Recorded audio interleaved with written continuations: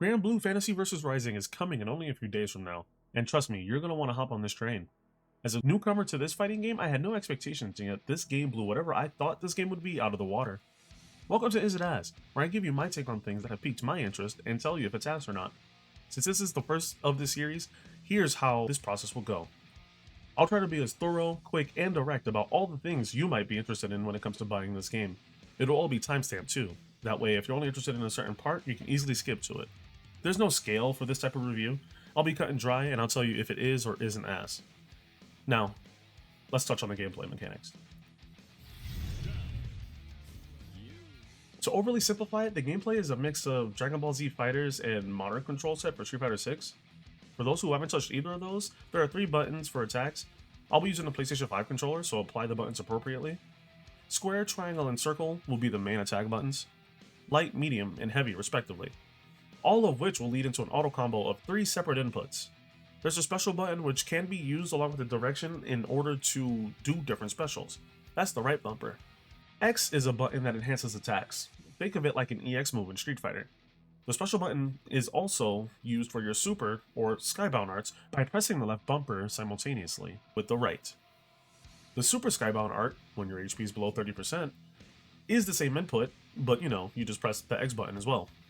This is just a brief breakdown. I honestly won't go into it, and trust me, there's a lot more to learn when it comes to playing this game. The controls feel very easy to pick up with the simplified inputs, and I was honestly picking up combos quite quickly for this being my first time in it. I only had maybe a total of 10 hours in this beta, and I felt my combos were pretty decent. That is, until I fought somebody who was definitely a veteran. Next, we'll touch on graphics. Although I didn't enjoy how the character models look and move on the character screen, after some time it grew on me. All of the game feels like an RPG. I'm not really familiar with Granblue at all, but I enjoyed looking at the entire roster trying to find who I'd be playing. Ladiva still holds my heart. Sadly, I can't do a rotation input, so I'll have to play somebody else. Speaking of characters, let's talk about this massive roster for this game. Recently, games have been starting off with a smaller roster, Street Fighter 6 with 18, Mortal Kombat 1 with 22, Granblue has a total of 28 playable characters. There's something for everyone here. I never thought I'd see a tiny woman with a big-ass sword. There's also this cute new goat girl that I recently got added for this version of the game. There's my devil man that you guys will see me be using. There's this sword and shield girl from the Monster Hunter mains as well. Along with the 2 new characters upon release. For someone thinking of playing this game, there's no shortage of interesting character designs to look at. So you guys know how in certain fighting games where it's the final round, it's the epic final round, where the stage transforms and something cool happens? Yeah, well, this game does it too. But I personally didn't enjoy looking at how drastic the transformation was. Like, look at this.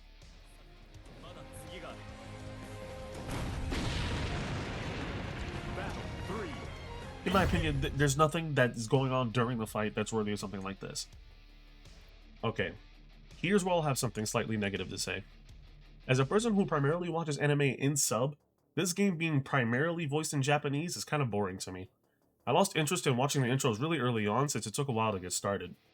This might sound a little weird, but I also feel like the announcer's voice in English isn't that good either. I prefer a more epic voice for the announcer as it makes it feel really good when you actually get that win. So, now for the music. Each character has their own theme, and at least from what I experienced, there is no variance in the theme itself. So me playing Belial, within the 10 hours of playing, I really got tired of it. So I ended up turning the music down myself. Now, each character does have their own, and that is really cool. They all kind of sound like an anime opening, at least for me. But I decided to turn the music down and listen to my own music. The online experience was amazing. I've only experienced one game where it lagged, and although it was pretty bad, every other game I had completely forgot I was playing online. The matchmaking, however, is skill-based. I ran against people who were my skill level, quote unquote, who did 50% combos no problem. Not sure if that's because of the beta, or if that's normal, but I enjoyed the ass whooping nonetheless. This game does a similar arcade theme that Street Fighter 6 has with the Battle Hub, that I also think Tekken 8 is doing as well, but it's more closely resembled to how Fighters does theirs with the chibied characters. There's more of a combination of the two. I know it's the beta, but they totally could have allowed way more than just 2 people to play on a cabinet, along with allowing more than just a best of 3 set. But again, I already know this is going to change during the release, but this for me was a little bit of a turn-off, at least for the beta. I had a blast playing this beta for Granblue Fantasy vs. Rising. After the first day, I already had begun looking into it to seeing how much it costs, and there's going to be a free-to-play version. I know I didn't say it enough in this video, but having a free-to-play version of a fighting game is going to be huge. I, for one, will be sitting on the free version instead of buying it flat out, since I want to experience more of the game before I commit to it. I already know that I'm going to put a lot of time into it, but you know, I just want to experience it from the free side before I go into the purchase side, just in case.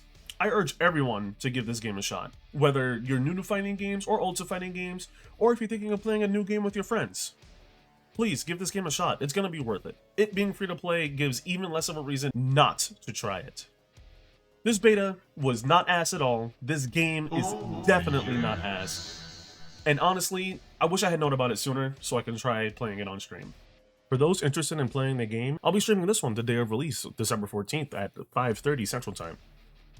But yeah, I appreciate you guys watching this video. My name is False. I'll catch y'all later.